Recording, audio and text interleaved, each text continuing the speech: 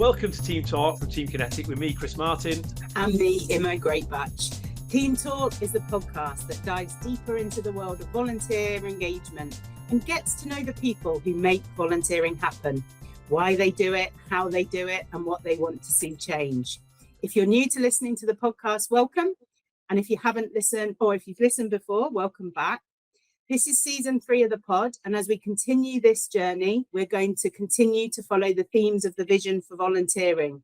This season, we think, is one of the most interesting, with the theme of power and its role within volunteering. So today's guest has really interesting CV that I think has probably a view of power that is unlike many in the sporting world. I think she's going to offer us some really juicy takes on the role of power within a sport that has traditionally been predominantly male dominated, and two sports from her CV and her history that have traditionally been male dominated, but that in the last few years the women have been more successful than the men, I would argue. So Shruti Saujani, welcome to TeamTalk. Shruti Saujani is currently the Equality, Diversity and Inclusion Senior Lead for the FA and has previously worked for the ECB as the Dream Big Desi Women Project Lead. Welcome to the show, Shruti. We always like to open the session with a little bit of a deep dive into sort of who you are, where you've come from, and you know what's brought you to this particular world. And tell us a little bit about sort of your history and your relationship to sport. I see you studied at Nottingham Trent, sports science, fellow sports science graduate like myself, 101 games with a beanbag, as I like to tell people. Tell me what brought you to where your passion comes from for sport. So for me, sport, specifically cricket, has probably been a way that I've connected with my family. It's been a way that I've been able to just be me. Like, I've absolutely loved running around in the park or running after that cricket ball when it's been hit like so far, because I never got to bat because my brothers were always taking over batting and I had to do the running around. But it was just the way that made me smile and made me happy. And when I was at school, I always my actual dream then was to be a PE teacher, because I absolutely loved PE. It was the one lesson that I definitely didn't miss or skive away from, which is great. And then I just went on to study it at school. Again, there was only a handful of other girls who were studying PE at GCSE, and I went to college. I started realizing that I was marginalized because of, I guess, my race. And then when I went to uni, me and my best friend were probably just two of us who were studying sports science and management. So I always wanted to understand, like, why are there not many more people? Because it was free, like, to go out to a park, to go out, get involved. Like, it was, for me at the time, it was easy to do, but not many people are reaping the benefits. So I've always said that, and being inspired by Bend It Like Beckham, I've always said that one day I'll change sport for women like me, and hopefully I can proudly say I'm on that journey as we speak. That's amazing, Shruti. And I'm a bit of a fan girl because I've listened to you with Sue Anstis. We're part of the Women's Sport Collective, and I just so excited to be able to talk to you about this topic. Obviously, we've covered a little bit about your sports science journey and the role that sports played within the family. Tell us a little bit about when you first got involved as a volunteer and understood the kind of value you can play or benefits you can get from volunteering. So I probably started volunteering very early on, when I was probably in school, college, because you get the extra awards and doing extracurricular. And to be fair, I was probably incentivized by getting a certificate and standing up at the front of the assembly. But then equally, as I embarked on that journey, I realized the impact I could have.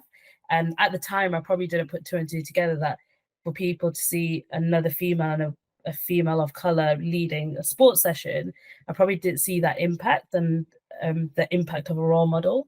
So when I started giving back, I remember my first ever volunteering cricket session I did, no one turned up, and I was absolutely distraught. I was like, oh no, and I took it so personal. I was like, damn, is it my name? Is it my face? What happened? But then that was a journey that I started of like gradually understanding you've got to raise awareness of opportunities. You've got to make sure that where you're sharing the messaging, it's reaching the right people. And then I started to do that in a way that was meaningful to me. So I started then reaching out to my friend circle, my networks. And little did I realize that was my community at the time. And now, like, when I put in practical terms, I realize the power of networks and communities and how you get your messaging across. It's not just on your standard channels as such. So as that grew, and I remember going from like zero, and taking real offense to that, to actually growing to like 20 girls coming up who wanted to be part of this cricket on a weekly basis. And it was just the best thing because it was just fun and it was easy, and it didn't matter what your skill level was. There was a place for you, however you turned up, whether you wanted to train for half an hour and then stop. That was probably me most times because I'll be like, I'm out of breath and tired. But whatever you wanted to be, however you wanted to take part, you felt welcome. And I guess in bigger terms now, if we talk about ED&I and stuff, you probably talk about belonging. And I really like reflect back and see that was there in them sessions when I started that journey. What I can tell you, Shruti, as a coach, is if you have none for your first session, that's not a problem. It's when you have 20 for your first session and none for your second. That's the bad sign. That's when you may have chose the wrong career. So the fact that your sessions continue to grow, and tell me a little bit about what you got out of that experience yourself personally. So you decided to volunteer. Cricket was your sport, and you were a keen cricketer. Um, Tell me what you got out of the experience of volunteering. What made you want to do it, and then what you got back. So as much as I did cricket, I also did football, which not many people know Okay. about. So it does benefit me now in the football world, which is great. And what I got out of it, and I don't think I realized until probably more recently, like once I've like transitioned in my career, both in the automotive industry and sports world, is around taking opportunities and looking at the opportunities that are there and developing people. So whether that's in teaching someone a new skill, but I also developed my skills of standing up, being a leader in any given moment at the time. It really helped my confidence. It gave me, I guess at the time when I used to finish them sessions, I remember I used to be buzzing. I'd be in the car, I'd be ringing a friend and be like, oh my God, I just had the best session ever. But the impact of feeling good that I've given back to someone and made an impact in someone's life was phenomenal. And I think it just made it that for me at the time, it allowed me to create a space that I always wanted. So although I was a young leader and a young volunteer at the time, I didn't have that growing up. So to be able to give that back to the younger generations and give back to something I'm so passionate about just made it worthwhile. And it didn't feel like I was volunteering. It just felt like a lot of fun, and I was getting a kick out of it on a weekly basis. And I think it's really, really interesting about how you went on your own curious journey of recognizing, oh, I'm passionate about this, but actually I'm the minority in this and I want to change that. And the power that you realized you had to do that yourself and own that, particularly in the sports that you had that strong family connection to with cricket and football.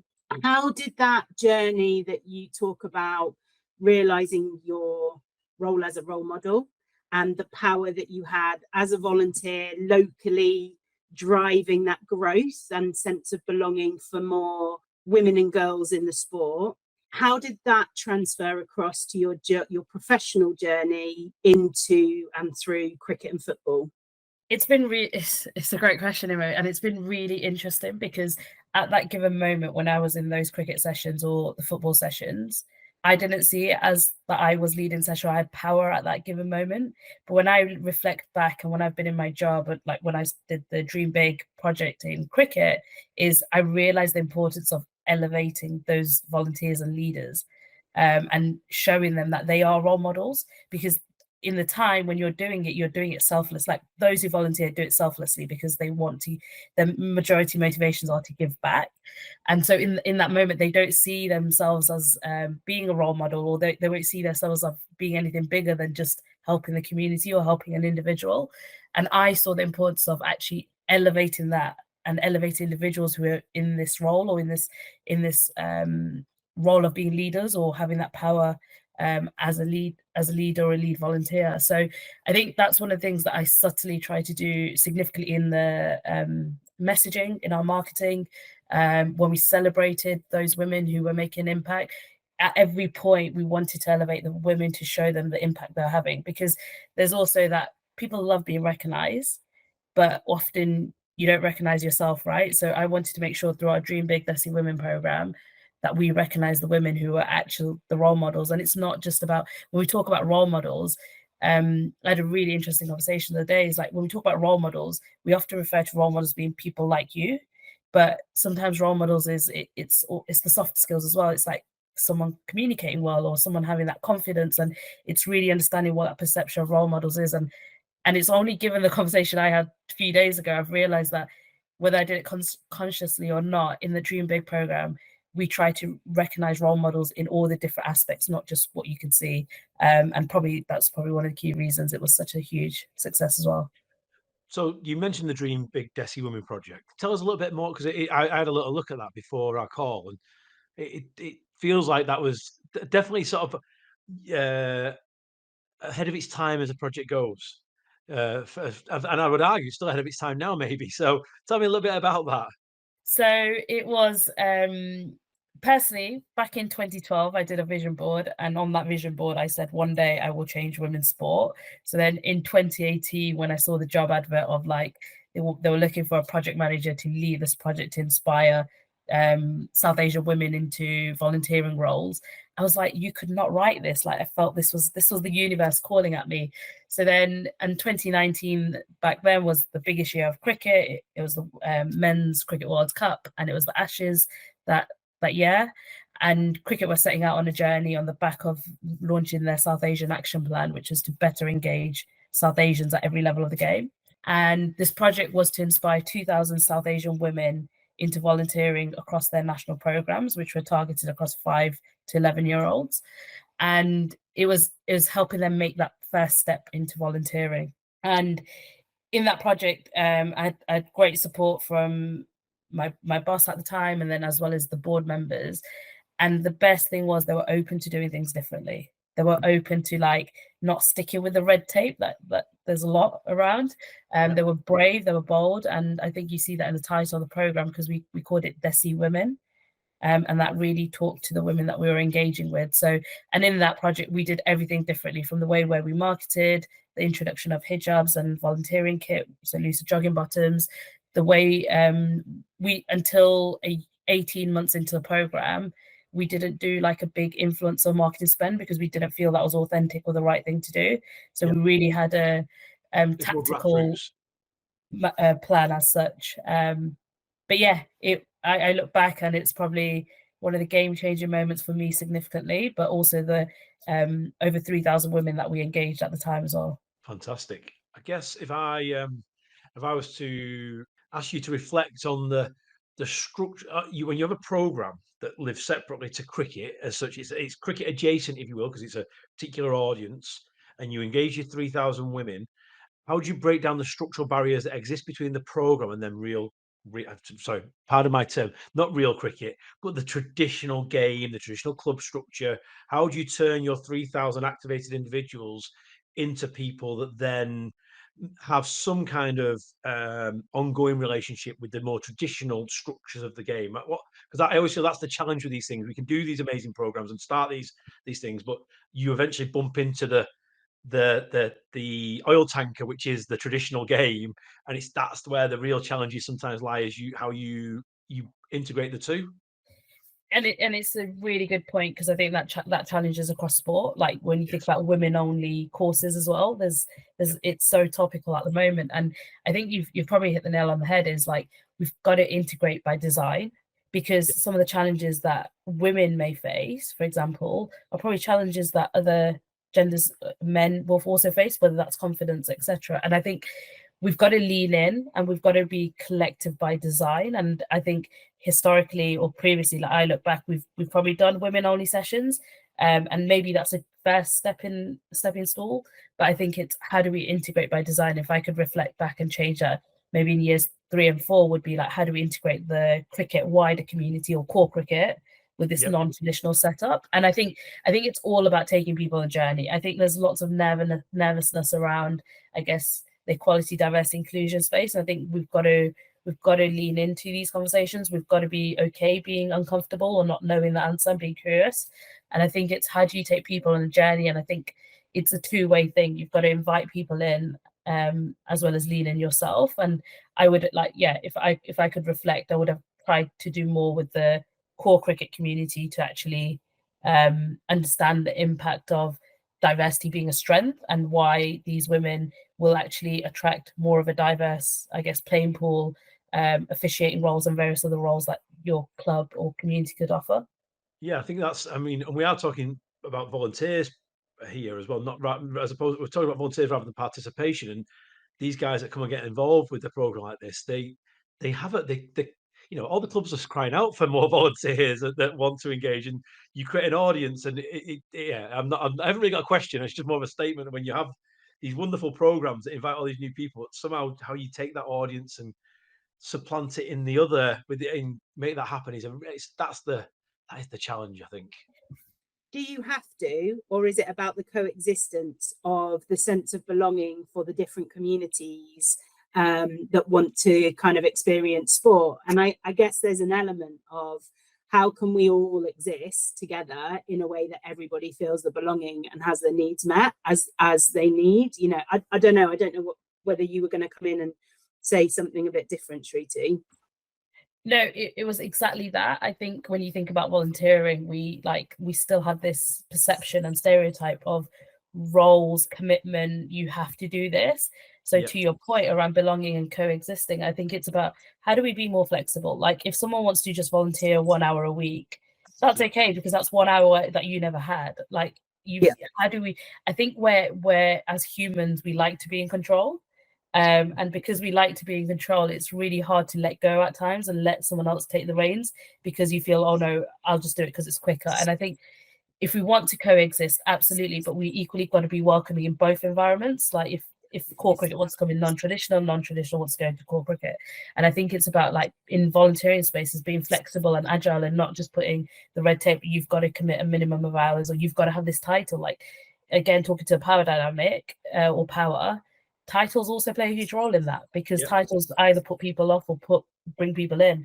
And I think it's really important that we've got to be flexible and agile. And like, I would love to be like the happy officer in a club and just make sure people are happy. Like, I'd love to do that, but I'm pretty sure there's not a role that does that. Love that job role. Love that. I mean, you could write it. You are in a position you could write that, Shruti. I feel like that is within your gift. And can you write one, and I'll come and be one too. I've got a couple of questions. One is, you've talked really eloquently about the role power has played positively in regards to being a role model and shaping. Where you've alluded to some of the agile and flexibility, have you had scenarios or challenges where the power dynamic hasn't been so positive? And how have you kind of controlled what you can in regards to agility and flexibility to learn from that and change it?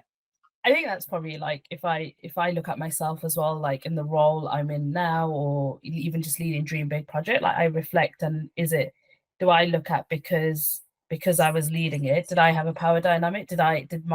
Was it only me reaching out to networks that I knew and interacting with people that I knew? And I think what I try to do, like, by trying to be inclusive, are we excluding? And I think it's so important around how when you're in a position of power, and I've seen it play out, when you're in a position of power, don't be seen as the gatekeeper.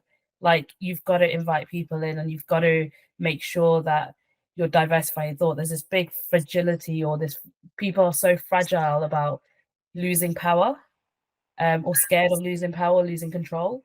And I think that plays out really negatively, because that can impact the environment, that can impact who turns up to volunteer and the experience participants have. So I think for me, like, as I reflect back, I've definitely had experiences where power has been negatively. And I think it's also really difficult because people walk away then. People don't have conversations, because when you're volunteering, it's your free time. It's easier to walk away, but then the person in power will never learn. So I think you have to reflect on yourself. You have to look at yourself, and you have to look at yourself and the impact you're having in a paid role or a non-paid role. So yeah, I think it's probably just sense checking your privileges and your power, and it comes in many forms. Definitely. And I guess opening your frame of reference as well, where you sort of asked a lot of questions there about your role and what you can control and influence. The second question I've got is touching on this concept of micro-volunteering versus the traditional perceptions of volunteering. We know that there's a decline in the number of people that are traditionally volunteering, but there is kind of evidence that suggests this more one-off type of opportunity is attractive, and there's a new real social action movement with young volunteers in particular. How do you think sport can capitalize on nurturing, encouraging that curiosity and coexistence of traditional and in the moment volunteering to grow participation across the country? It's a really good question, Emma. And I think back to like COVID, and I think back the impact when the whole nation got behind that bigger cause. And I think that sports probably needs to look at that, and sports needs to probably look at, because at the moment, if you look at majority marketing, I'm happy to be corrected if I'm wrong here, is it very much looks at like volunteers growing participation, like, and we're already providing a sense of responsibility to volunteers and something that they don't sign up to as such. And I think we've got to show, after all, the young generation are so passionate about movements in society and life. So what's that bigger cause that they're helping towards? And it's not, and like, we've got to like let go of putting our sports first. Like, we've got to be open to like putting the society, the impacts on mental health or bringing communities together. We've got to put that messaging at the forefront of capitalizing on this next generation that want to give back. And I think we've got to really understand their motivations. And I did a panel last week, and I spoke to one of our youth council members, vice chairs, and one of the biggest things that she spoke about from the voice of the youth was how do we get the youth in conversations? Because it often feels that the youth get told to do X, but they never have a voice at the table. And last week, we also spoke to a number of kids, and the power they have when they're given the right platform in the right way is amazing. And they have some of the brightest ideas as well. So like, if you want to stay ahead of the curve and you want to be forefront of why people volunteer in your space, invite them in and be flexible to like rip up that red tape. I think I think the point you're making is really interesting. There is a very strong suggestion that the next generation, the sort of the ones that are coming through, sort of the 17, 18-year-olds now, all the way down to sort of my children's ages of 6 and 7 and 8, there is a definite change, societal change with the, their understanding of social media, the impact of digital. There is a democratization in lots of ways of the ways people can get their voices out and heard. And I think that has been a challenge to power for a number of organizations. You're now at the FA, and there's a definite tension in individuals and groups' ability to mobilize, and the strength of the media using social and some of these other tools. How do you think that dynamic has the potential to play out for sort of organisations like the FA or the England and Wales Cricket Board? What do they need to do to make sure they maintain the sort of an element of the status quo, to make sure they can keep control of the game in a way that's positive and beneficial to the wider population rather than just to the traditional audience that played it maybe 20 years ago? How do we make sure that the way society is changing, these tools, these social media tools, things can be used to the benefit of the organizations, but also to the benefit of the wider audience that want to engage? Any thoughts on that space? I think we've got to move away from what we feel the game was 10 years ago. I feel there's still narratives and conversations around this is how the game has been played, or this is how volunteers have always been. And I think there needs to be a growth mindset. There needs to be openness around change, and people need to be more vulnerable. And like at the end of the day, if your sport or your organization is not relevant to those generations to come, you've got no hope in staying. You've got no hope in growing, because that's the generations that's going to fly the flag forward for the respected sports organizations, whatever industry you're in. So the relevance is so important, and we absolutely, there's a core market in both respected sports and all sports you've got to cater for, absolutely, but you've also got to be agile, flexible and relevant to the upcoming market and those generations, whether that's in volunteering, playing, even working in the sport. And I think relevance is probably the key, I'd say. And in regards to the top line vision of volunteering, it aims, or is the movement to create that diverse, innovative, ambitious, equitable and person-centered future for volunteering. And I think there's glimpses of all the stuff that you've talked around what the Dream Big project looked at, the awareness and appreciation of volunteers in that equity and inclusion, supporting, welcoming individuals. How far or how close do you think we're moving towards that vision in everything you've seen as a volunteer or everything you're driving in the roles within the sports you're in? We're on a journey. We are on a journey. I think there's absolutely positive steps made towards that vision, but I think there's a long way to go still as well. And I think, and I say that from my own personal lived experiences, I think I'm absolutely in a position of privilege to an extent because of the name that I have in the sport industry, and that's not coming across arrogant, but there's people are aware of the work and the impact that I've had. But then equally, I also don't only want to be the person as a South Asian woman to be seen as the go-to, and I feel that happens in various industries, and we kind of pigeonhole individuals to be that tick box, and I think we need to move away from that. We need to continue to be considerate and making sure we're constantly listening to that voice of that diverse group that we're after. And often, or sometimes, I feel that gets missed because it feels like the hard thing to do. So, and that's just me candidly, openly speaking, that we're on a journey. Absolutely, steps have been made from when I first started my volunteer when I was 15, 16 to where I am now. Massive changes. But if we don't continue the changes, we will not get to that vision. So I was really privileged to be a part of the Moving Ahead mentoring program and kind of really understand the power of becoming an active ally and the importance of that. Have you seen kind of areas that can kickstart and be more of a catalyst, where you talked about you're seen as the go-to person, but how do we build that kind of delivering through people rather than you delivering to, encouraging that vulnerability and building that confidence in different people to drive the change that you're driving to tackle the inequalities? And Imo, you were amazing on that Moving Ahead mentoring program. So kudos to you, Imo. I had an amazing mentee, Shruti. I had an amazing mentee. It's a partnership, isn't it? It's okay, I trained her, didn't I?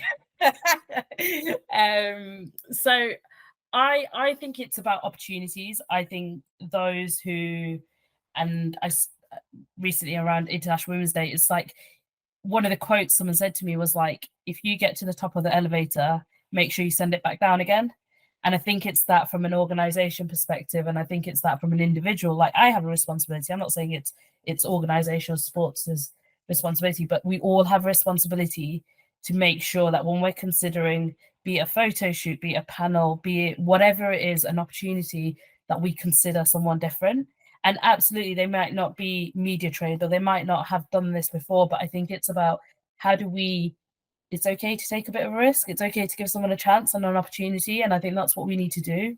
And we need to make sure and check ourselves, like, are the people in the room, like, are they different to you? Are they different to the normal audience that you tend to get within your respected conferences, volunteering opportunities, etc. So I think my biggest thing, and I often talk about change the world a little bit, it's those little changes and playing it forward is probably what's going to drive it. Because I think if we collectively do that across sports and volunteering, that's so many of us going towards that one change, which will have a big impact. If you are thinking about taking what you just said there practically, Shruti, within a football club environment or within a county FA, how do you see that practically delivered? Is it targets? Is it changes to recruitment processes? Is it requirements? How do you encourage, should we say, the infrastructure of sport to change in the way you want to see it change? How do you encourage them to make the changes that we'd like to see? Targets are good, and targets tell a story. but do targets then become like a tick box and just something that's great to talk about? Like if we're going after, yes, we want to be reflective of society, so we're going to get 51% women into our club. Yeah. Like what does that target actually mean? What's the experience like? And to your point, yeah, it's absolutely everything around that. Like have that bold, ambitious target if that's what you want to shout about and share, that your vision and your ambitions to get there. But what are the steps behind that? So yeah, absolutely around inclusive recruitment design. Like where are you like posting opportunities? Where are you looking? Who are the individuals getting? What's the experience like for a volunteer? Like is it because they know someone or their child plays at the club, so yeah, they're in. But what about someone who doesn't have a child who plays at that club? Like how do they get in? How do they hear about opportunities? I think it's about making sure that we're flexible around commitment, and when we're inviting in around like job descriptions and commitment that they can give. And then it's also being okay to train someone to get them to the standard that you want them, because often it's easier to just do it, but actually letting training and having a great onboarding process. And then I think there's also the cross sport. I think it's okay to share best practice. Like let's not be guarded about best practice that are out there. Like we're all trying to tackle this as a collective. We all have networks and groups, and we know, especially in the female space, like volunteers are shared, fans are shared. So how do we collectively have shared resources? And obviously there's seasons that each respected sport will have. And I think it's open to like how do we collaborate collectively to make it easier for the end user, because ultimately we are probably targeting the same users. So how do we make it equitable, fun, and fair? I love the point you mentioned a bit earlier about networks, and as a sort of a tech person, I'm a big fan of network theory and how it impacts. And I'd love to get your thoughts on how you connect South Asian women's network into what are the practical things you do to connect that network of women into cricket, as you did. What are the actual? You mentioned some around some of the change of uniform, but I'm really interested to sort of understand how you uh, get that network of people into something that you're driving behavior change fundamentally. How you get them to do the thing you want them to do as a network. It's a two-way, it's definitely a two-way thing. I think so like if I was a South Asian woman, I've got to be open to networking and understand what networking means. Like definitely don't want to bug and annoy people and just constantly pop up. I'm sure Imo probably gets that from me quite a lot. But I think it's creating the spaces, and that's the informal spaces, but then also the techie spaces. So one of the things we did was we've got a closed Facebook group. There's over like 400 women in that group, and it's just a safe space. And we didn't say the only thing you can talk about is cricket. Like some of them spoke about mental health, some of them spoke about their individual journeys. And to be fair, one of my biggest reflections is I would have absolutely loved Dream Big to be a platform for intersectionality. It focused on ethnicity, but I'd absolutely love if that, because that was important to the women. There's probably bits around like WhatsApp groups, but it's creating that space and also like not making it so formal. I think it's giving that informal flexibility, and that Let could the be audience own their own group, so to speak, rather than it being exactly, owned by the NGB or whoever. yeah, exactly that. And I think the biggest thing is going in a room, and if it's okay if people don't look like you, and it's okay if it's okay if that's not the case. But I think it's leaning into the conversations, because ultimately we're all human, and you'll find that people are in that room because they want to change or they want something to be better, and that's your commonality you'll find once you get to know individuals. Yeah, I think that as well is a really interesting point. Trying to find that commonality, trying to find that shared set of values that often, people do have shared values, even maybe not always the same quite beliefs. Um, but being able to find that commonality is a really big part of creating those safer environments where people feel they can go into a room where they don't necessarily know everybody and everyone looks like them. Yeah, I think that's a great point. And I feel like you're kickstarting that kind of connection, Shruti, where you're coming back to where sports could collaborate more, and sometimes instead of operating in our sports silo, recognise that our sports play different roles across the whole family. So dad or mum might play football, dad or mum might be involved kind of in another sport, and then the kids and that freedom of choice, but actually the value of sport and exercise in life and society. Tell us, what seeds and shoots did you start to see growing between sports and people from different sectors at the conference that you held on International Women's Day? Like, show us what we've got growing and how we can kind of ensure we water that to nourish and make sure it achieves everything we've talked about. And I don't want to brag, but genuinely, I feel like it was the best seed I've probably planted to date. And when I talk about that, we had representation from cross sport, but also cross charities, and all of those who saw the importance of equality, equity, diversity, inclusion. And it just, although it was around coach education, the conversations were bigger than that. And everyone in that room, like the feedback we've had around how people were made to feel, the experiences they had and the connections they made was phenomenal. And we've already started. And one of the things that we did, and when we sent out a delegate list, and when we sent out that delegate list, one of the things we did was we just put the name and the organization the individual was coming from. We didn't put like titles or roles, and obviously it was a research conference, so there's professors, doctors, directors, etc. in the room. But we had feedback that made that conference inclusive and equitable, because it didn't matter what status or your role within sport was, whether you're a coach or a director.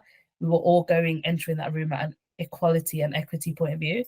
So absolutely, my view and my vision, and my colleague Erin, who's helped significantly on this, is we want to keep that connection going and that momentum going. So we are looking at ways of creating an informal community, as well as how do we share the knowledge that was discussed in the room, but equally all the research and academia that's out there. So how can we turn that into action research? So we will be creating a community. We will be looking at how we can pair individuals up. We'll be looking at tangible, like there's already like up to 5 tangible takeaways FA have taken away on the back of that conference. So that will be coming out around actual steps we've done. And for me, it's about continuing the conversation. So I'm hoping we had circa 200 plus sign up that we can keep connected. And yeah, if you just Google the Open Research Conference, I'm sure you'll see a lot of great stories about it. We will put a link in the description to the pod, to the conference, Shruti, because it sounds like it was a good day. It was amazing. So we're getting to that point where we're drawing to an end. We like to sort of pull some of the themes together, which Imo is much better at doing than I am. So we start to summarize at this point. I guess though, one of my closing questions is, what next? Where do we take this next? How do we drive this inclusive practice, this idea of equality and diversity? Because I have a feeling right now that we're in an interesting political place, if that makes sense. Taking outside of sport, taking outside, we take wider society, and sport reflects society often, if not always instantaneously. We see these things reflected through. We're in a particularly polarized and challenging period, I would argue. Where do we go next with this? Obviously, you keep doing your good work, but I'm thinking more wide, more general. What do you think the future looks like? I think, and again, I'll probably go back to my point around the little changes. I think we all need to take responsibility of our actions, our conversations, as we move forward, and the impact it has onto that bigger future state we want to see. And we all want to see an inclusive, a society representative of those that we're speaking with, those that look like us. And I think it's not about, like, absolutely, we've got that bigger vision, and I think that Imo articulated the vision for volunteering. Like, it's there, but I think it needs to go back down to those actions, those conversations that we have day in, day out. Are we actually driving towards that bigger vision? Because you could absolutely listen to this podcast, and for the moment you might think about it, but does it slip off your mind? Or is it something that you proactively continue to do every day, day in, day out? And that for me, that's what will bring that bigger change, and what's next of the vision we're going after. I like that. So, as Chris said, I like to do a roundup, but you can tell me whether or not it's fair. I guess, and I have got one more question, which I'll end with before we go to the 2 from you. But I guess what we've covered in this 45 minutes is way more than just power. I think we've touched on every theme across the vision for volunteering. And we've heard from you about how you have, as a volunteer, engaged with your community, recognised your role as a role model and the power that you've had to change the world to be a better, happier place. I think it's been fascinating to hear the journey of how what you've learned as a volunteer and that recognition or realisation of power in roles within a sporting governing body and the change you can make and the kind of value you can bring. And then I think probably my favourite quote is also just about how, as you move up the escalator, you send it back down to others to kind of join the journey, influence through the positive use of power that we know will actually change the world to be a better place. So my question before we go to two from you, which will be one word from your volunteering world that resonates with you about volunteering, and one word from your professional world that resonates with you about the role of volunteering. So that's in a minute. But my question to you is, if someone's listening to this and they felt the positive or not so positive role of power playing out in their scenario, what would be your top tip to help them make the small act of change to navigate with vulnerability and courage? I find this hard to keep to one tip. So my suggestion would be get it off your chest. Don't carry it with you, because it is heavy and it will either put you off that sport or it'll put you off volunteering. Speak to someone or write it down and make a commitment to make it better for that next person.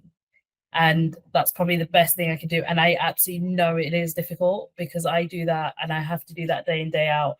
But the impact you'll have by being direct and being clear is probably better for those, and it's better for the receiver as well. It's a great tip. I love it. I think sometimes I think there's an expectation that the other person you're talking to understands what you're feeling, and often if you don't say it out loud, you don't tell them, they don't know that maybe you're feeling there's an issue there. So I think that, just from the pure communicating that stuff in the most general ways, there's a benefit there for letting people know how you feel if you feel that you're not being treated fairly. And I think. Sorry, I just want to build on that, because I can't emphasize that enough, because I've always been under the assumption people know how I feel. And they probably say I'm constantly just happy, like a switch on light bulb. But honestly, like, I've definitely grown into just sharing that, and it's made a big difference both in my volunteering and my roles. That's a great tip. And so, two from you. Yeah, I know. So yeah, over to you, Shruti, to finish on the two words, one from your role as a volunteer and one from your role as a professional supporting volunteering. I can't give you two. So wait, am I giving 2 words, or like I'm asking you? No, you're giving the 2 words. I clearly need to work on how I'm more obvious with what I'm asking.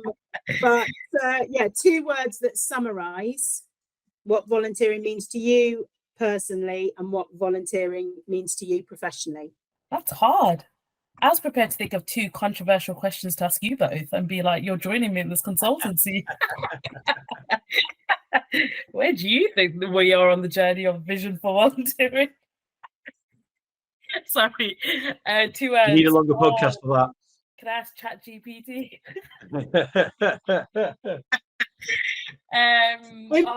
Go quick. Go. Just don't think. Just go. Okay, professionally, dream big. Let's say professionally, dream big, and personally, life changing. Okay, 2 words right there. Fantastic. It's been lovely to speak to you, Shruti. It's been a real pleasure. It's the first time we've met, and I have had a chance before the call today to have a little look at some of your work before, and I've got to say, I do hope we get to have a chat more about it off the pod and find out a little bit more about what you've got coming next. It does sound really exciting. A massive thank you from myself and Imo for joining us today. As always, if you have any questions or anything you'd like to follow up with our guest, you can email me at pod@teamkinetic.co.uk. If you want any further suggestions for future episodes or anybody you'd like us to speak to, you can always get us on the TeamKinetic socials or drop us an email at that address. We'd love to hear your thoughts. We'd love to read your ideas. Everything you send, we do read. That's pretty much from me. Imo, anything you'd like to say to close off? Just thanks, Shruti, for being you. Love what you do. Thanks for having me. Take care and take care of each other. Thank you.